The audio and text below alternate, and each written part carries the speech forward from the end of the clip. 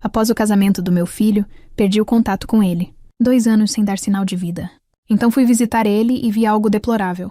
Meus pés mal tocavam o chão. O táxi parou em frente a uma rua que mal merecia esse nome. Era um beco. Uma viela de terra batida, com casas que pareciam prestes a desmoronar. O ar era pesado, cheirava a mofo e a desesperança. O motorista me olhou pelo retrovisor, seus olhos perguntando se eu tinha certeza. Eu apenas balancei a cabeça, incapaz de falar. Minhas mãos, enrugadas pelo tempo e pela tensão, agarravam a alça da minha bolsa com tanta força que meus nós dos dedos estavam brancos. Dentro dela, a última foto que eu tinha dele. Meu filho, meu Carlos André. Faziam 2 anos. 235 dias de silêncio absoluto. A última vez que ouvi a voz dele foi 2 semanas depois do casamento. O casamento. Aquele dia tinha sido o mais feliz da minha vida. E agora, era a fonte da minha maior desgraça. Carlos André, meu único filho, meu menino de ouro, estava se casando com Valesca. E Valesca, ela era um sonho. Pelo menos ela sabia fingir. Ela chegou em nossa família como um raio de sol. Ela ria alto, abraçava todo mundo, me chamava de mãe, antes mesmo de marcar a data. Sogrinha, você é a melhor. A mãe que eu nunca tive. Ela dizia isso com lágrimas nos olhos. E nós acreditamos. Especialmente meu marido, Roberto. Ele, que sempre quis uma filha, tratava Valesca como uma princesa. Ele estava cego por ela. Uma semana depois da festa, Roberto, num impulso de generosidade que sempre foi sua maior qualidade e seu maior defeito, chamou Carlos André. Meu filho, ele disse batendo no peito. Quero que você comece sua vida de rei. Não quero que passe nenhum aperto. Meu marido deu a ele parte de sua fortuna. Não era uma ajuda, era uma fortuna. Dinheiro que ele levou a vida inteira para juntar. Eu tentei avisar. Naquela noite, no nosso quarto, eu segurei a mão dele. Roberto, é muito dinheiro. Eles são jovens demais. Carlos André não sabe o que é trabalhar duro por 1 centavo. E essa Valesca? Tudo é muito rápido. Ele riu. Deixe de ser pessimista, mulher. Deixe o menino ser feliz. Ela é uma boa moça. Vai cuidar dele. 2 semanas depois, eles anunciaram a mudança. Mãe, vamos para o sul. Carlos André me disse ao telefone, a voz dele cheia de entusiasmo. Valesca achou uma oportunidade de negócio incrível. Vamos triplicar o dinheiro do pai em 1 ano. Eu senti um frio na espinha. Que negócio, meu filho? Mãe, é complicado. Coisa de investimento. Não se preocupa. Valesca entende de tudo. Foi a última vez que falamos. No primeiro mês, eles mandaram uma mensagem de texto. Tudo ótimo. Muito ocupados, beijos. No segundo mês, nada. Eu ligava, caixa postal. Eu mandava mensagens. Nenhuma era respondida. Os meses se transformaram em 1 ano. 1 ano de agonia silenciosa. Eu ligava todos os dias. Todos os dias, a mesma voz eletrônica. Este número não existe mais. Eu tentei os pais dela. Elsa, eles estão viajando pelo mundo. Valesca disse que não queria ser incomodada. Que sorte a deles, não é? Eles também não sabiam de nada. Então a tragédia aconteceu. Roberto teve um infarto. Fulminante. Ele estava tomando café, lendo o jornal, e simplesmente caiu. Meu mundo acabou. No meio da minha dor, do choque, da papelada do funeral, eu só tinha um pensamento. Preciso encontrar meu filho. Ele precisa saber. Ele precisa se despedir do pai. Eu movi céus e terras. Liguei para todos os amigos antigos dele. Ninguém sabia. Coloquei anúncios em jornais da cidade para onde supostamente tinham ido. Nada. Enterrei meu marido sozinha. Eu me sentei no banco da frente daquela igreja, olhando para o caixão do homem com quem vivi por 30 anos, e a cadeira ao meu lado estava vazia. A dor de perder meu marido era imensa, mas a dor de ser abandonada pelo meu filho naquele momento, aquilo era uma faca quente, enterrada e revirada no meu peito. Como ele pôde? Como ele pôde não vir ao enterro do próprio pai? Aquele dia, meu luto se misturou com algo novo. Um ódio frio. Não por ele. Por ela. Valesca. Ela tinha feito isso. Ela o tinha roubado de mim. E pior, tinha roubado dele a chance de dizer adeus. Mais 1 ano se passou. Eu sobrevivi ao luto. A dor virou uma cicatriz dura. Eu assumi os negócios restantes de Roberto. E usei o dinheiro. Contratei o melhor detetive particular que o dinheiro podia pagar. Ache meu filho, eu disse a ele. Não me importa o custo. Levou 6 meses. 6 meses de pistas falsas. 6 meses de becos sem saída. Até que ele me ligou há 2 dias. Dona Elsa. Achei. Não é o que a senhora espera. O endereço é... complicado. E agora? Aqui estou eu. Saí do táxi. Aquele cheiro de esgoto e comida estragada era quase demais. Segui pela viela, meus sapatos caros afundando na lama seca. Parei em frente ao número que o detetive me deu. Não era uma casa. Era um quarto nos fundos de um quintal compartilhado, uma espécie de cortiço. A porta era de madeira podre e estava entreaberta. Eu não bati. Eu perdi todo o direito à educação naquele segundo. Eu empurrei a porta. O cheiro azedo me atingiu primeiro. Um fedor de bebida barata, suor velho e miséria. A escuridão do cômodo levou 1 segundo para meus olhos se ajustarem. E foi então que eu o vi. Meu cérebro levou alguns segundos para entender o que meus olhos estavam vendo. Aquele quarto era uma cela, um buraco imundo. Havia um colchão fino e manchado jogado diretamente no chão de cimento. Em um canto, uma pilha de pratos sujos, cobertos de moscas, ao lado de garrafas de cachaça barata. A única luz vinha de uma lâmpada fraca pendurada por um fio desencapado. E sentado no chão, encolhido contra a parede descascada onde a tinta verde um dia existiu, estava ele. Aquele não era o meu Carlos André.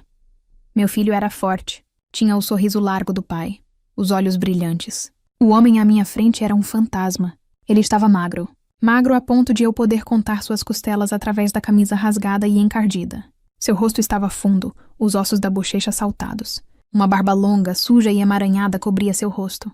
O cabelo, que eu tantas vezes acariciei, estava comprido, oleoso, caído sobre os olhos.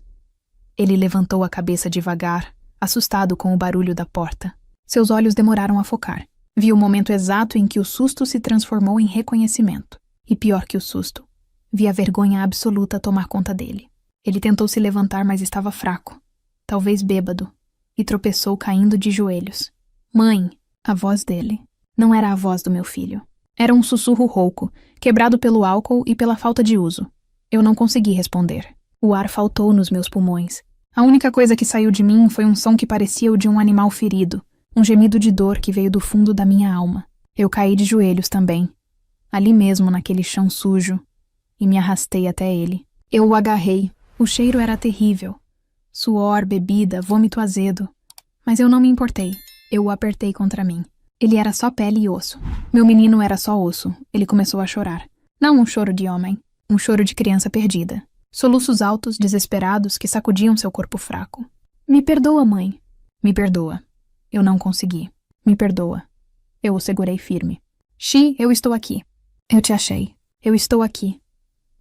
Mas enquanto minhas mãos o confortavam, meus olhos varriam aquele buraco, e o fogo que começou no meu peito no dia do enterro do meu marido virou um incêndio. Carlos André, eu disse, me afastando para olhar em seus olhos. Pelo amor de Deus, onde está a fortuna que seu pai lhe deu? Onde está o carro? Onde está Valesca? Só o nome dela foi suficiente para fazê-lo parar de chorar. O rosto dele se contorceu em algo que misturava ódio e o mais profundo desespero. Ele me contou tudo. A história saiu tropeçada, interrompida por soluços de vergonha. O negócio milagroso no sul era uma farsa. Foi a primeira parte do golpe. Valesca o convenceu a investir cada centavo. Amor, temos que colocar tudo, ela dizia. É um investimento seguro. Vamos triplicar em 6 meses. Confia em mim. Ela o fez assinar procurações. Ela o envolveu em uma teia de mentiras tão complexa que ele, ingênuo e apaixonado, acreditou em tudo. Ela o isolou. Pegou o celular dele. Querido, estamos em um projeto sério agora. Sem distrações. Vamos usar só o meu telefone para negócios. Foco total. Em menos de 3 meses, ela tinha transferido tudo. Todo o dinheiro que Roberto trabalhou a vida inteira para juntar. Ela limpou as contas. Ela as moveu para paraísos fiscais. Contas no exterior que ele nem sabia que existiam. Um dia, ele acordou. E ela não estava mais lá. Ele acordou no apartamento alugado que eles tinham. Um apartamento de luxo. Muito longe daquele buraco. Ela tinha ido embora. Levou as malas dela. As joias que ela comprou com o dinheiro dele. Levou o carro esporte que ela o convenceu a comprar para o status do novo negócio. Ela deixou apenas um bilhete em cima da mesa. Um bilhete que meu filho recitou para mim, palavra por palavra, gravado a fogo na sua memória. Você foi o tolo mais fácil que já encontrei. Obrigada pelo começo da minha nova vida. Não me procure. Adeus. Ele ficou paralisado, em choque, e então o gerente do prédio bateu na porta. O aluguel estava atrasado há 2 meses. Ela não pagava nada. Ela só gastava. Ele foi expulso naquele mesmo dia, sem 1 centavo no bolso, sem celular, sem ninguém. Mãe, a vergonha. Ele sussurrou, olhando para o chão sujo. A vergonha era demais. O que eu ia fazer? Ligar para o pai? Dizer que eu perdi tudo? Que eu fui um idiota completo? Que a mulher que ele adorava era uma golpista? Meu coração parou. Eu agarrei os ombros dele. Filho, e o seu pai? Você soube? Ele fechou os olhos com força. As lágrimas rolaram pela sujeira em seu rosto. Eu soube, ele disse, a voz quase inaudível. Eu vi no obituário na internet uma semana depois. Eu estava dormindo na rua, mãe. Eu já estava dormindo na rua. Aquilo me quebrou. Meu filho, o filho do meu Roberto, dormindo na rua. Eu vi a foto dele. Ele continuou. E eu quis morrer. Eu quis ir. Mas como, mãe? Eu não tinha R$1 para a passagem de ônibus. E se eu tivesse, como eu ia aparecer lá? Um mendigo? No enterro do homem que me deu tudo? Eu não podia. A vergonha. Eu não podia deixar o senhor me ver assim. Nem no caixão. Eu falhei com ele, mãe. Eu falhei. Ele estava vivendo ali há quase 1 ano. Ele conseguiu aquele quarto porque o dono de um barzinho de esquina sentiu pena e lhe ofereceu o lugar em troca de lavar pratos. Era isso que meu filho fazia. Ele lavava pratos a noite toda por um prato de comida e aquele colchão imundo. O resto do dinheiro que ganhava ele gastava em cachaça, para esquecer. Para conseguir dormir, eu o ouvia em silêncio. A minha dor de mãe se transformou. Deixou de ser tristeza e virou aço. Virou uma raiva fria, cortante, que limpou minha mente. Ela não tinha apenas roubado meu dinheiro. Ela não tinha apenas enganado meu filho. Ela o tinha quebrado. Ela o humilhou. Ela o impediu de enterrar o pai. Ela roubou a dignidade da minha família. Valesca não era mais uma pessoa.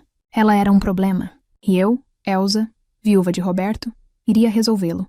Levantei-me. Limpei minhas mãos sujas no meu vestido. Acabou, eu disse. E minha voz estava tão firme que surpreendeu a nós dois. Você não vai passar mais nenhum segundo neste chiqueiro. Levanta, Carlos André. Você vai tomar um banho. Nós vamos para casa. Ele me olhou, os olhos cheios de dúvida e medo. Mãe, eu não posso. Olha para mim. Eu estou olhando. Eu o cortei. Estou vendo meu filho. E vamos para casa agora. Eu não deixei que ele levasse nada daquele buraco. Apenas a roupa imunda do corpo. Eu o arrastei para fora daquela viela como quem arrasta um sobrevivente de um incêndio. O taxista que me trouxe ainda estava na esquina, provavelmente curioso. Eu abri a porta de trás e praticamente joguei Carlos André para dentro. Para o melhor hotel da cidade, eu disse. E não tirei os olhos do meu filho. Ele ficou em silêncio o caminho todo. Ele só olhava para as próprias mãos, sujas, as unhas quebradas. Ele parecia ter envelhecido 30 anos. Ele tinha 22 anos. Um homem feito que tinha sido reduzido a um trapo humano por aquela víbora. No hotel, eu pedi a suíte presidencial. Eu precisava de espaço e precisava mostrar a ele que o pesadelo tinha acabado. Mandei ele direto para o chuveiro, enquanto a água caía, e eu podia ouvir ele soluçando baixinho lá de dentro. Talvez a água quente lembrando-o de que ele já tinha sido uma pessoa. Eu peguei meu telefone. Meu primeiro instinto foi ligar para a delegacia local. Mas o que eu ia dizer? Minha nora roubou meu filho? Eles não fariam nada.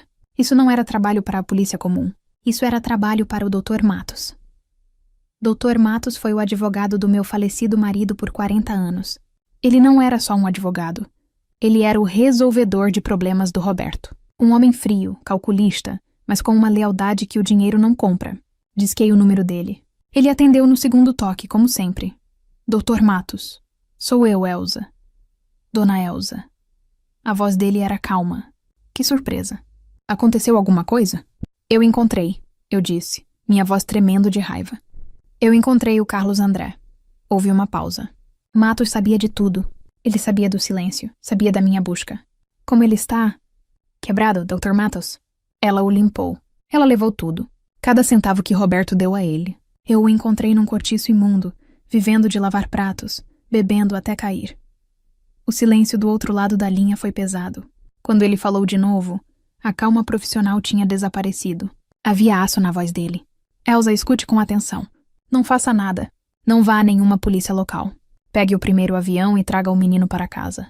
Assim que ele pisar aqui, traga-o direto ao meu escritório. Se ele assinou papéis, precisamos saber quais. Ela não cometeu só um roubo. Ela cometeu estelionato, falsidade ideológica. E podemos argumentar por cárcere privado emocional. Ela vai pagar. Isso é uma promessa pessoal minha ao seu falecido marido. Desliguei o telefone, sentindo a primeira pontada de esperança em 2 anos. A vingança estava em movimento. Carlos André saiu do banho 1 hora depois. Eu tinha mandado o serviço de quarto comprar roupas novas, qualquer coisa. Ele se vestiu, barbeou aquela barba horrível. Quando se olhou no espelho, começou a chorar de novo, mas desta vez era diferente. Era um choro de quem se reconhece, de quem vê o tamanho da queda. Não falamos no voo de volta. O que havia para dizer?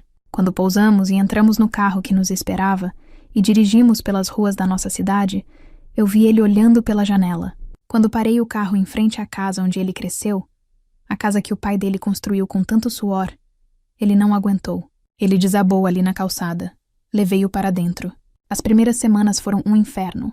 Ele tinha pesadelos. Acordava gritando o nome dela, às vezes gritando pelo pai. Ele não queria comer. Ele se sentia um lixo. Um homem de 22 anos, forte, que deveria estar começando a vida, estava escondido no seu antigo quarto de adolescente, com vergonha de olhar nos olhos dos empregados da casa. Na 3ª semana, minha paciência de enfermeira acabou. Entrei no quarto dele, abri as cortinas com força e arranquei o cobertor dele. Mãe, me deixa em paz. Não, eu disse firme. Chega. Você pode ficar deitado aí o resto da vida, se afogando em vergonha, ou pode levantar e honrar o pai que você tanto diz que desonrou. Seu pai não te deu aquele dinheiro para você ser perfeito. Ele te deu por amor. Você foi enganado, Carlos André, traído. Você não foi burro. Você foi humano. Você amou a mulher errada. Agora a pergunta é, o que você vai fazer sobre isso? Ele me olhou, os olhos vermelhos. Ela sumiu, mãe. O dinheiro sumiu. O que eu posso fazer? Você vai se reerguer, eu disse, sentando na cama. E eu? Eu vou garantir que ela seja caçada até o inferno. Enquanto meu filho reaprendia a viver, eu me dediquei à caçada. Eu e Dr. Matos nos tornamos generais em uma guerra particular. Carlos André nos deu todos os detalhes. As senhas que ele lembrava, os nomes dos sócios que ela mencionou, as cidades que visitaram. Descobrimos rapidamente que Valesca não existia. Ela estava usando documentos falsos. Ela era uma golpista profissional e não era uma lobo solitária. Ela era parte de um esquema muito maior, especializado em limpar herdeiros jovens e ingênuos. Ela era a isca. Dr. Matos usou todos os contatos que Roberto deixou. Ele não foi à polícia comum. Ele foi direto aos delegados federais que deviam favores ao meu marido. O caso ganhou prioridade. O roubo do meu filho foi a chave que abriu uma investigação de lavagem de dinheiro internacional. Eles queriam os chefes dela, mas eu só queria ela. Eu queria que ela soubesse que tinha mexido com a mãe errada. Carlos André começou a melhorar. A raiva substituiu a vergonha. Ele começou a ir comigo aos escritórios das empresas que Roberto deixou e que eu estava tocando. Ele ficava quieto nas reuniões, só observando. Ele estava aprendendo. O menino mimado que foi enganado estava morrendo. E um homem endurecido pelo sofrimento estava nascendo. 3 meses. 3 meses depois que o tirei daquele chiqueiro, meu telefone tocou. Era noite. Eu e Carlos André estávamos na sala, revisando balanços financeiros. Era o Dr. Matos. Elza, ele disse sem rodeios. Achamos ela. Meu coração parou. Ela está em São Paulo, usando outro nome. Já estava na fase final de um golpe contra um empresário alemão. Ela é gananciosa e descuidada. A Polícia Federal está se movendo. Eles vão prendê-la esta noite num hotel de luxo nos Jardins. Acabou, minha amiga. Eu desliguei o telefone. Olhei para o retrato do meu falecido marido na parede. E pela primeira vez desde que ele morreu, eu sorri. Não foi um sorriso de felicidade. Foi um sorriso de vingança cumprida. Aquela noite, o ar na sala de estar estava tão pesado que mal podíamos respirar. Depois que desliguei o telefone do Dr. Matos, contei ao Carlos André. Eles a encontraram. A polícia está indo prendê-la agora. Ele não disse nada. Apenas se sentou no sofá, rígido. Seus olhos, antes mortos e cheios de vergonha, agora tinham um fogo frio. Ele não queria justiça. Como eu, ele queria o fim daquela história. Nós não jantamos. Ficamos ali, sentados em silêncio, esperando. Cada sirene que ouvíamos na rua nos fazia pular. Ligamos a televisão no canal de notícias 24 horas. As horas se arrastaram. 8 da noite. 9. 10. Eu estava começando a achar que ela tinha escapado de novo, que aquela mulher era como fumaça. Às 10h15, o programa normal foi interrompido. A vinheta de plantão urgente encheu a tela. Meu coração deu um soco no peito. Carlos André se inclinou para a frente, os cotovelos nos joelhos. O âncora apareceu. A voz séria. Interrompemos nossa programação com notícias de última hora em São Paulo. Uma perseguição policial de alta velocidade termina em tragédia na Marginal Pinheiros. A imagem cortou para um helicóptero. A visão noturna mostrava o caos. Carros de polícia bloqueando todas as pistas. E no meio de tudo, um carro esportivo vermelho. Ou melhor, o que sobrou dele. Estava amassado como uma lata de refrigerante, completamente destruído contra a mureta de concreto do rio. Era o mesmo modelo, a mesma cor, que ela o fez comprar com o dinheiro do pai. O carro que ela usou para fugir dele. Uma repórter apareceu ao vivo, encharcada pela garoa fina. A voz dela estava ofegante. O que temos até agora é que a Polícia Federal, em uma operação para prender uma suspeita de estelionato internacional e lavagem de dinheiro, foi recebida a tiros no lobby de um hotel de luxo nos Jardins. Meu queixo caiu. Tiros? Ela estava armada. A repórter continuou. A suspeita, identificada preliminarmente por um de seus vários nomes falsos, Valesca Medeiros, atirou contra os agentes para escapar e fugiu neste veículo. A perseguição seguiu por vários quilômetros. Testemunhas dizem que ela dirigia em velocidade absurda, costurando os carros na pista molhada. Ao tentar fazer a curva de acesso à ponte, ela perdeu o controle, rodopiou e bateu violentamente contra a mureta. O carro capotou várias vezes. O âncora perguntou do estúdio: "Repórter, há informações sobre o estado da motorista?" A mulher ajeitou o fone. "Sim, os bombeiros acabaram de confirmar. A motorista e única ocupante do veículo teve morte instantânea. Ela foi arremessada do carro no impacto. Eles colocaram a foto dela na tela. O mesmo rosto sorridente que estava no meu álbum de casamento. A mesma mulher que me chamou de mãe. Abaixo da foto as palavras: procurada. Morta em perseguição." O mundo ficou em silêncio. Eu só conseguia ouvir o zumbido baixo da geladeira na cozinha. Eu lentamente virei minha cabeça para olhar meu filho. Eu não sabia o que esperar. Ele a amou, afinal. Ele tinha sido casado com ela. Eu esperava lágrimas, raiva, talvez um grito de dor pela traição final. Carlos André estava imóvel. Pálido, sim, mas seus olhos estavam fixos na tela da TV, onde os bombeiros agora cobriam os destroços com uma lona. Ele não piscou. Ele assistiu a toda a reportagem. Ouviu o nome dela ser arrastado na lama como uma criminosa comum. Viu o resultado final de suas escolhas. O noticiário voltou para a política, como se nada tivesse acontecido. A vida continua. Carlos André ficou em silêncio por um longo minuto. Então ele soltou o ar. Foi uma respiração profunda.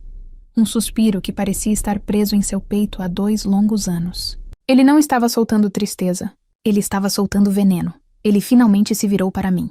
Seus olhos estavam completamente secos. Não havia uma única lágrima. Havia apenas alívio. "Acabou, mãe", ele disse, a voz firme. Finalmente, acabou. Foi tudo o que ele falou sobre ela. Nos dias seguintes, o Dr. Matos nos atualizou. A investigação federal continuou. Valesca era apenas uma peça. A maior parte do nosso dinheiro estava perdida para sempre. Lavada em contas no exterior, gasta em carros, joias e festas. A polícia conseguiu recuperar alguns bens que estavam no nome falso dela. Mas não era muito. Honestamente, nem eu nem Carlos André nos importamos. O dinheiro nunca foi o ponto principal. O ponto era a honra, era a liberdade. Carlos André não derramou uma lágrima por aquela mulher. Ela morreu da mesma forma que viveu. Rápido, de forma egoísta e deixando destruição para trás. Naquela noite, depois de vermos o noticiário, meu filho fez algo que não fazia há anos. Ele se sentou comigo na varanda e falou sobre o pai. Ele não falou com a vergonha que o consumia. Ele falou com saudade. Ele contou histórias da pescaria que fizeram, dos conselhos que Roberto lhe deu, das broncas que levou. Ele chorou naquela noite, sim. Mas ele chorou pelo pai que perdeu, não pela vigarista que o enganou. Ele estava livre. Aquele sofrimento todo não quebrou meu filho. Aquele fogo o forjou. O menino ingênuo de 22 anos que se apaixonou por um sorriso bonito morreu naquele cortiço. O homem que voltou para casa comigo era mais duro, mais sério e 1000 vezes mais forte. Ele assumiu os negócios da família. Ele aprendeu rápido. Onde antes havia impulsividade, agora havia cautela. Onde havia ingenuidade, agora havia sabedoria. As pessoas me perguntam se eu consegui minha vingança. A morte dela não foi minha vingança. Foi apenas o destino fazendo seu trabalho. Minha verdadeira vingança emocional acontece todos os dias. Acontece quando eu olho para o meu filho, curado, forte, sentado na cadeira do escritório que pertencia ao pai dele. Acontece quando o vejo tomar decisões inteligentes, quando ele cuida de mim, quando ele honra o nome de Roberto. Valesca tentou destruir minha família. Ela tentou apagar nosso legado, mas tudo o que ela conseguiu foi nos unir mais. Ela virou cinzas frias numa estrada molhada. Nós sobrevivemos. E nós seguimos em frente.